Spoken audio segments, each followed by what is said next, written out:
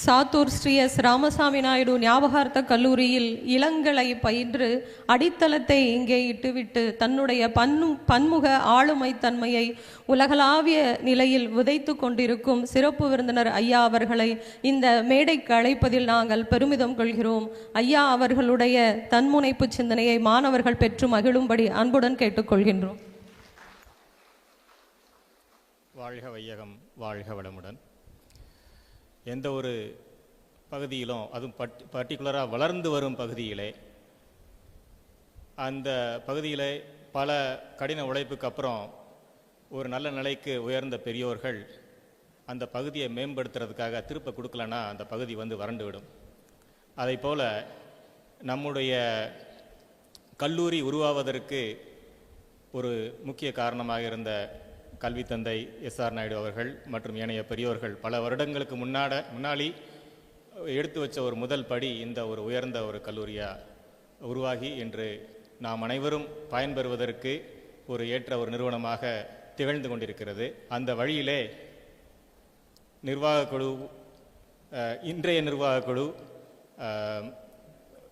அவருடைய பிரதிநிதியாக இங்கே வந்திருக்கும் திரு இணைச் செயலர் திரு சீனிவாசன் அவர்களே மற்றும் ஏனைய நிர்வாக குழு உறுப்பினர் அவர்களே,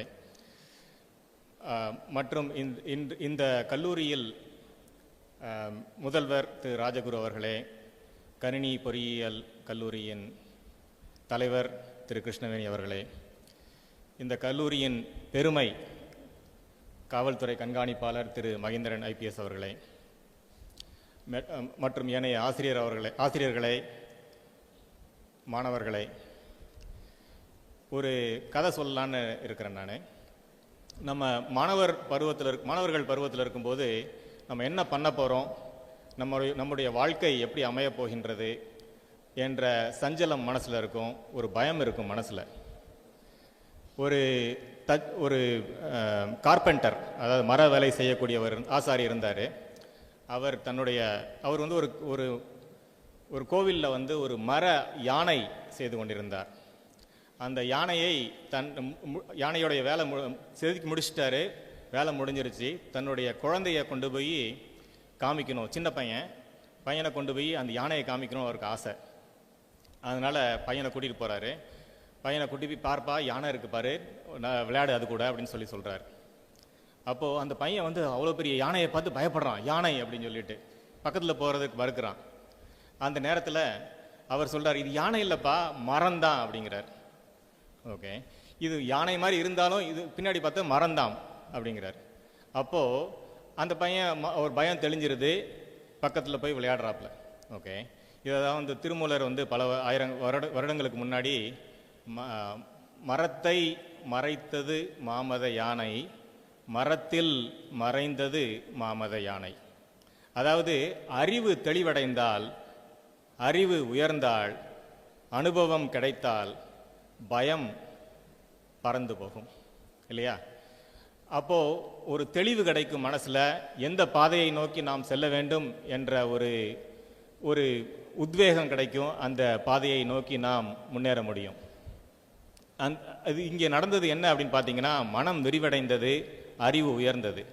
அந்த விதத்தில் அந்த முயற்சியை எடுக்க வேண்டும், அறிவை உயர்த்த வேண்டும், அறிவு விரிவடைய வேண்டும் என்ற முயற்சியை எடுத்து இன்று அதை பற்றி தெரிந்து கொள்ள இங்கு வந்திருக்கும் அனைத்து மாணவர்களுக்கும் என்னுடைய பணிவான வணக்கத்தினை தெரிவித்துக் கொள்கிறேன். நான் என்னுடைய ஜேர்னி இங்கே சாத்தூரில் ஆரம்பித்தது. பள்ளி படிப்பு SHN Edward higher secondary school, அப்புறம் காலேஜ். இங்கே நான் படித்தது 3 college. BSc physics SRN Naidu கல்லூரியில், எம்சிஏ பாரதியார் யூனிவர்சிட்டி கோயம்புத்தூர், அப்புறம் எம்பிஏ கொலராடோ டெக்னிக்கல் யூனிவர்சிட்டி. அப்போது நான் படித்ததுலேயே நீங்கள் கற்றுக்கிறது நிறைய விஷயங்கள் மூலமாக கற்றுக்கலாம். அதாவது ஆசிரியர்கள் நல்ல பாடத்தை விளக்கி சொல்வதன் மூலம் கற்றுக்கொள்ள முடியும். ரெண்டாவது, உங்களுக்கு ஓரளவுக்கு நல்லா நாலேஜ் வந்திருக்கும். அப்போது நீங்கள் நாலேஜ் இருந்தால் மட்டும் பத்தாது, உலகத்தில் எப்படி நீங்கள் செயல்பட வேண்டும், அதே மாதிரி இன்னும் அந்த நாலேஜை அறிவை எப்படி இன்னும் பெருக்கிக்கிறது, அந்த அறிவை வைத்துக்கொண்டு திறமையை எப்படி வளர்த்து கொள்வது, அந்த திறமையை வளர்த்து கொண்டு எப்படி ஒரு நல்ல இடத்தை சென்று அடைவது, இதெல்லாம் வந்து பண்ணாதான் நீங்க ஒரு நல்ல இடத்துக்கு போய் சேர முடியும். அறிவு மட்டும் இருந்தா பத்தாது, வெட்டி வேதாந்தான்னு சொல்லுவாங்க இல்லையா? அந்த அறிவை திறமையாக மாற்ற வேண்டும். அந்த திறமையை பயன்படுத்தி ஒரு நல்ல பாதையை கடைபிடித்து ஒரு நல்ல இடத்தை சென்று அடைய வேண்டும் இல்லையா? அதற்கு நண்பர்கள் ரொம்ப முக்கியம். கூட பயணிப்பவர்கள், கோச்சஸ்ன்னு சொல்லுவாங்க, அவர்கள் முக்கியம். மென்டோர்ஸ் ஆர் வெரி இம்பார்ட்டன்ட் சொல்லுவாங்க, நமக்கு வழிகாட்டுபவர்கள். அது மாதிரி ஒரு கல்வியும் உங்களுக்கு கிடைக்கும் ஒரு சில இடங்கள்ல, ரைட்? அப்புறம் வந்து கலாச்சார கல்வி, அதாவது நீங்க இருக்கிற இடத்த பொறுத்து அங்க நடக்கிற விஷயங்களை வச்சு நீங்க நிறைய கத்துக்குவீங்க. அந்த மாதிரி நான் வந்து படித்தது 3 கல்லூரி. எனக்கு மிக சிறந்த ஆசிரியர்கள், நான் சும்மா ஒரு பேச்சுக்காக சொல்லலை, என்னுடைய 3 கல்லூரிகளிலும் என்னுடைய மிகச்சிறந்த ஆசிரியர்கள் இந்த கல்லூரியிலே தான் எனக்கு கிடைத்தார்கள். ஒரு பாடத்தை தெள்ளத் தெளிவாக சொல்லித்தரும் திறமை, சயின்ஸ் ஆகட்டும் கணிதமாகட்டும், எனக்கு பல பெயர்களை சொல்லலாம், அவ்வளவு தெளிவாக சொல்லக்கூடிய ஆசிரியர்கள் இங்கே இருந்தார்கள். I am sure that journey continues. இப்போ இருக்கிற ஆசிரியர்களும் அதே மாதிரி தான் நீங்கள் இருப்பீங்கன்றதுல எந்த சந்தேகமும் கிடையாது. அந்த மாதிரி ஒரு ஒரு ஒரு உயர்ந்த நிறுவனம் இந்த எஸ்ஆர் நாயுடு கல்லூரி. நல்ல ஒரு ஃபாண்ட் மெமரிஸ் எல்லாருக்குமே இருக்கும், இங்கே இருக்கிற அலுமினஸ் எல்லாத்துக்குமே நீங்கள் கேட்டு பார்த்தீங்கன்னா. அதே மாதிரி நான் கோயம்புத்தூரில் படிக்கும்போது அங்கே ஃப்ரெண்ட்ஸ் மூலமாக நிறையா கற்றுக்கிட்டேன்.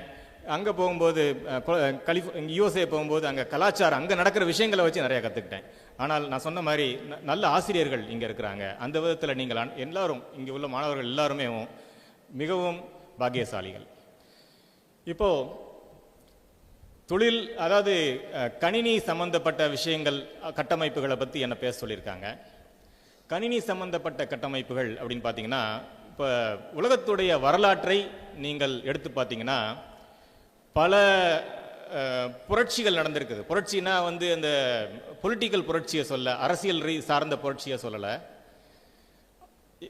ஒரு முன்னேற்றத்திற்கான புரட்சியை சொல்லலாம். முதல் நடந்த புரட்சி பிரிண்டிங் பிரஸ் முத கண்டுபிடிச்சாங்கல்ல, முதல் புரட்சி. அப்போ அறிவு எல்லாருக்கும் சென்றடைந்தது. அந்த மாதிரி வழியில் வந்துட்டே பார்த்தீங்கன்னா இன்டர்நெட் கண்டுபிடிச்சது ஒரு மிகப்பெரிய ஒரு புரட்சி, ஒரு மாற்றத்தை கொண்டு வந்தது இன்டர்நெட் கண்டுபிடிச்சது. அதுக்கப்புறம் வந்து அந்த சாஃப்ட்வேர் டெவலப்மெண்ட், அந்த கணினி வந்த பிறகு, கணினியோடைய பவர் இன்க்ரீஸ் ஆன பிறகு அதை வச்சு பல விஷயங்களை ஆட்டோமேட் பண்ணாங்க. ஓகே, அதனால் அந்த வேவ்ல, அந்த ரெவல்யூஷனரி வேவ்ல போய் மேம்பட்டவர்கள், மீண்டும் அதை யூஸ் பண்ணி சமுதாயத்தை மேம்படுத்தியவர்கள் தான் இந்த சாஃப்ட்வேர் இன்ஜினியர்ஸ்லாம் நீங்கள் பார்க்குறது. சாத்தூர், கோயில்பட்டி, சிவகாசி ஏரியாவில் பார்த்தீங்கன்னா நிறைய சாஃப்ட்வேர் இன்ஜினியர்ஸ் இங்கே போய் செட்டில் ஆகிருப்பாங்க. அங்கே யூஎஸ்ஏலையோ யூகேலையோ போய் செட்டில் ஆகிருப்பாங்க. திருப்ப இங்கே வந்து இங்கே நம்ம பகுதியை மேம்படுத்துறதுக்கு அவங்களால முடிஞ்ச விஷயங்களை செய்கிறாங்க. அதனால் நம்மளுடைய பொருளாதாரமும் உயர்ந்திருக்கின்றது.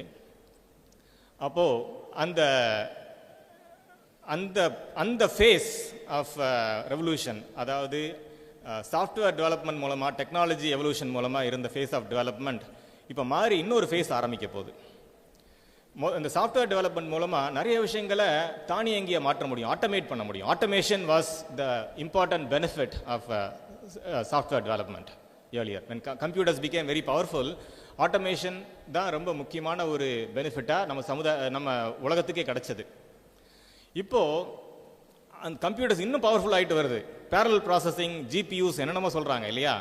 அதை யூஸ் பண்ணி இப்போ ஆர்டிஃபிஷியல் இன்டெலிஜென்ஸ் அப்படின்ற ஒரு இதை நிறைய பேர் கேள்விப்படுவீங்க. பேப்பரில் பார்த்தீங்கன்னா ஏஐ அப்படிங்கிறாங்க, மெஷின் லேர்னிங் அப்படிங்கிறாங்க. நீங்கள் படித்து ஒரு விஷயத்தை ஆட்டோமேட் பண்ணுறது போய் மெஷினே படித்து தன்னை ஆட்டோமேட் பண்ணிக்குது. அதுதான் நெக்ஸ்ட் ஃபேஸ். கம்ப்யூட்டர்ஸ் இன்னும் பவர்ஃபுல் ஆக ஆக அந்த ஃபேஸ் இப்போ ஆரம்பிச்சிருக்கு. we are at the dawn of a new revolution அப்படின்னு சொல்லுவாங்க பெரிய பெரிய பிஸ்னஸ் லீடர்ஸ் எல்லாம். என்னுடைய சீஃப் டெக்னாலஜி ஆஃபீஸர், என்னோட கம்பெனியோட சீஃப் டெக்னாலஜி ஆஃபீஸர் வந்து அவருடைய நியூ இயர் மெசேஜில் தான் சொன்னார், we are at the dawn of a new technology revolution. அது என்ன அப்படின்னு பார்த்தீங்கன்னா, machines can learn themselves and superhumanize human abilities. நம்ம எல்லாம் சூப்பர்மேன் ஆக முடியும் by augmenting our abilities. நம்மளுடைய திறமைகளை பல மடங்கு அதிகப்படுத்த முடியும். எதை வச்சு அப்படின்னா, இந்த ஆர்டிஃபிஷியல் இன்டெலிஜென்ஸை வச்சு. எப்படி அதிகப்படுத்த முடியும் யோசிச்சு பாருங்க. நமக்கு ஒரு பிரெயின் இருக்குது, நமக்கு ஒரு மெமரி இருக்குது. மெமரியில் என்ன இருக்குது? நிறைய தகவல்களை சேர்த்து வைத்திருக்கிறோம். தகவல் தொழில்நுட்பம் தான் இன்ஃபர்மேஷன் டெக்னாலஜின்னு சொல்றாங்க. அந்த இன்ஃபர்மேஷன் டெக்னாலஜி நமக்குள்ளே இருக்குது முதல்ல, அதை எல்லாரும் தெரிஞ்சுக்கணும் இல்லையா? அந்த தகவல் தொழில்நுட்பம் மனிதனுக்குள்ளாக இருக்கின்றது. அந்த தகவல் நம்மளுடைய அனுபவமாக, நம்முடைய மெமரி அப்படின்னு சொல்லக்கூடிய ஞாபகமாக நம்முள் பதிந்திருக்கின்றது. அந்த தகவலை சரியான முறையிலே டிசிஷன் எடுக்கிறதுக்கு, சரியான முறையிலே பயன்படுத்தி வாழ்வை வளப்படுத்துவதற்கு நாம் எடுக்கக்கூடிய முடிவுகளை முடிவுகளுக்கு எது ஹெல்ப்ஃபுல்லாக இருக்குது அப்படின்னு பார்த்தீங்கன்னா நம்மளுடைய மூளை, நம்மளுடைய மனம், நம்மளுடைய மூளை இல்லைங்களா? மூளை எப்படி இருக்குது? நியூரான்ஸ் அப்படிங்கிறாங்க, அதில் வந்து ப்ராசஸிங் கெப்பாசிட்டி நிறையா இருக்குன்றாங்க. ஒரு காம்ப்ளெக்ஸான கம்ப்யூட்டர் நம்ம மூளைங்கிறாங்க இல்லையா? ஆனால் அதுக்கு ஒரு லிமிடேஷன்ஸ் இருக்குது, அதுக்கு தான் அந்த கம்ப்யூட்டர்ஸ் வந்துருக்குது. ஆனால் அந்த கம்ப்யூட்டர்ஸ் வந்து ஒரு சில விஷயங்கள் தான் செய்ய முடியும். அது வலியை உணர்ந்து ஒரு காரியத்தை செய்ய முடியாது. நம்மளால் ஒரு வலியை உணர்ந்து, ஒரு சந்தோஷத்தை உணர்ந்து செய்ய முடியும். நமக்குன்னு ஒரு சில ஸ்பெஷல் கேரக்டரிஸ்டிக்ஸ் இருக்குது. அந்த கேரக்டரிஸ்டிக்ஸை சூப்பர் ஹியூமன், நமக்கு இல்லாத, நமக்கு எதெல்லாம் வீக்னஸோ அதை கம்ப்யூட்டர் மூலமாக ஆக்மெண்ட் பண்ணி சூப்பர் ஹியூமனைஸ் பண்ணுறது ஆர்டிஃபிஷியல் இன்டெலிஜென்ஸ். அது அங்கே ஒரு கிட்டத்தட்ட ஒரு மனிதனுடைய மூளையையும் மனிதனுடைய தகவல் சேகரிக்கும் முறையையும் தான் சூப்பர் ஹியூமன் வேல வந்து டிசைன் பண்ணியிருக்கிறாங்க. எப்படி தகவலை சேர்த்து வைக்கிறது, அதை வந்து ப்ராப்பராக ஆர்கனைஸ் பண்ணி வைக்கிறது, அதெல்லாம் டேட்டா சயின்ஸ் அப்படின்னு சொல்கிறாங்க. டேட்டாவை வந்து பல விதமாக கிளாசிஃபை, லேபிள் பண்ணி வைக்கிறது, என்ன ஆர்கனைஸ் பண்ணி வச்சுட்டான்னா ஈஸியாக போய் அக்சஸ் பண்ண முடியும், அதுதான் டேட்டா சயின்ஸ். அப்போது அந்த மூளையை வந்து பயன்படுத்தி நீங்கள் வந்து ஒரு மனிதனிடம் பேசலாம்.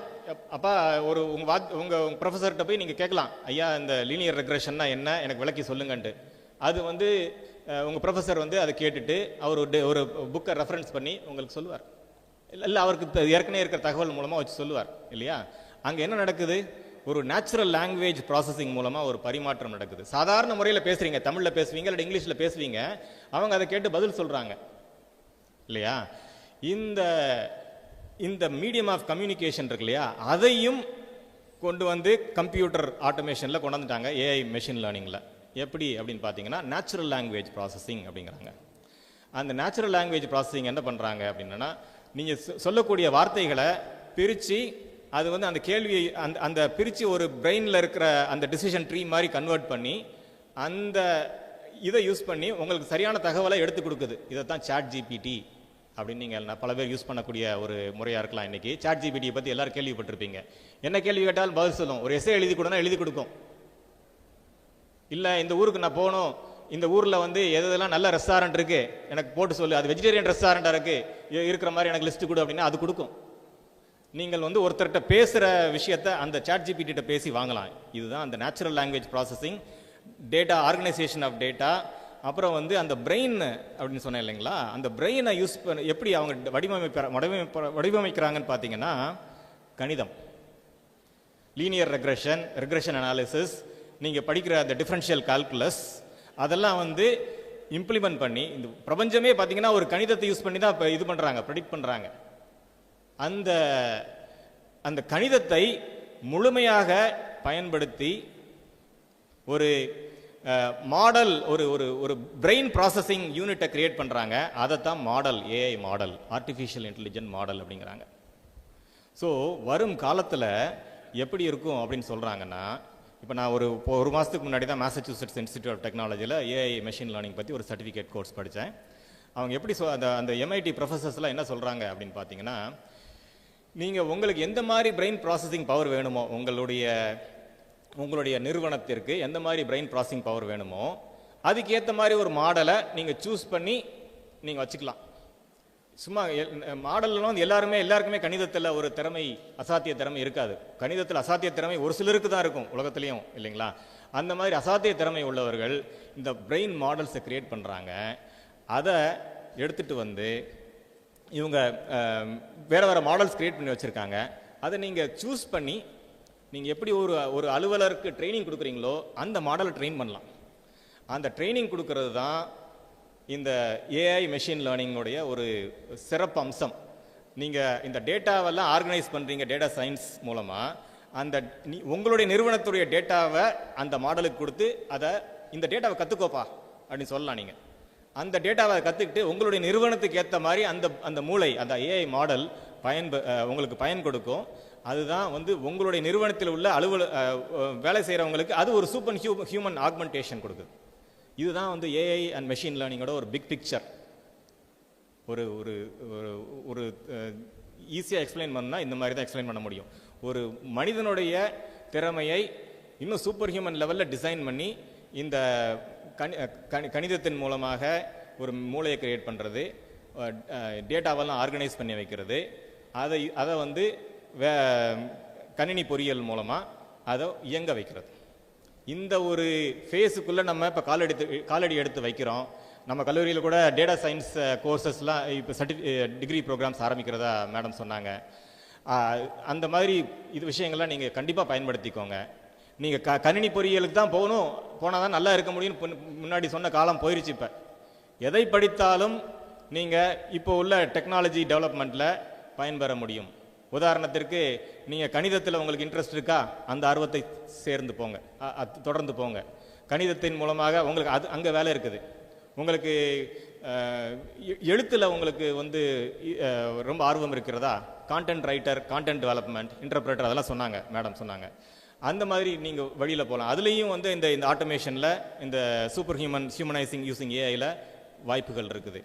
இப்போ இன்டர்நெட் ஆஃப் திங்ஸ்ன்னு சொல்கிறாங்க. இன்டர்நெட் ஆஃப் திங்ஸ்னா டெக்னாலஜி, இந்த ஐஃபோன் மாதிரி டெக்னாலஜி டிவைசஸ்.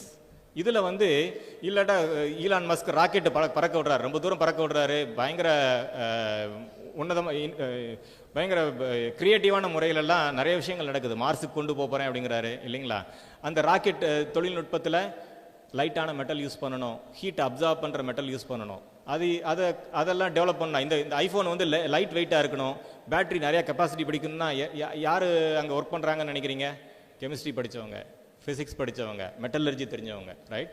அதனால் நீ இதை படித்தால்தான் நீ நல்ல நிலைக்கு போக முடியும் என்ற நிலை மாறிவிட்டது. அது எப்போவுமே தவறு தான்.